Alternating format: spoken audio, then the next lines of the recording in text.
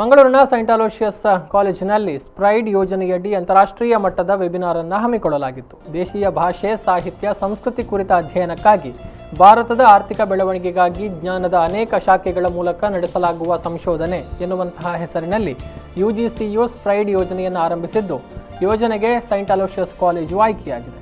ಯೋಜನೆಯ ಭಾಗವಾಗಿ ಕಾಲೇಜು ಅಂತಾರಾಷ್ಟ್ರೀಯ ಮಟ್ಟದ ವೆಬಿನಾರ್ ಅನ್ನು ಹಮ್ಮಿಕೊಂಡಿತ್ತು. ಸಂಪನ್ಮೂಲ ವ್ಯಕ್ತಿಯಾಗಿ ಖ್ಯಾತ ಸಂಸ್ಕೃತಿ ಚಿಂತಕ ಪ್ರೊಫೆಸರ್ ಗಣೇಶ್ ಎನ್ ದೇವಿ ಅವರು ಭಾಗವಹಿಸಿದರು. ಈ ಸಂದರ್ಭ ಸೈಂಟ್ ಅಲೋಶಿಯಸ್ ಕಾಲೇಜಿನ ಪ್ರಾಂಶುಪಾಲರಾದ ಡಾಕ್ಟರ್ ಪ್ರವೀಣ್ ಮಾರ್ಟಿಸ್, ಸ್ಪ್ರೈಡ್ ಯೋಜನೆಯ ನಿರ್ದೇಶಕರು ಮತ್ತು ಕಾಲೇಜಿನ ಪರೀಕ್ಷಾಂಗ ನಿಯಂತ್ರಣಾಧಿಕಾರಿಯಾಗಿರುವ ಡಾಕ್ಟರ್ ಆಲ್ವಿನ್ ಡೇಜಾ, ಸ್ಪ್ರೈಡ್ ಯೋಜನೆಯ ಸಹ ನಿರ್ದೇಶಕರಾದ ಡಾಕ್ಟರ್ ರತನ್ ತಿಲಕ್ ಮೊಹಂತ, ವಿಚಾರ ಸಂಕಿರಣದ ಸಂಯೋಜಕರಾದ ಡಾಕ್ಟರ್ ದಿನೇಶ್ ನಾಯಕ್ ಮತ್ತಿತರರು ಉಪಸ್ಥಿತರಿದ್ದರು.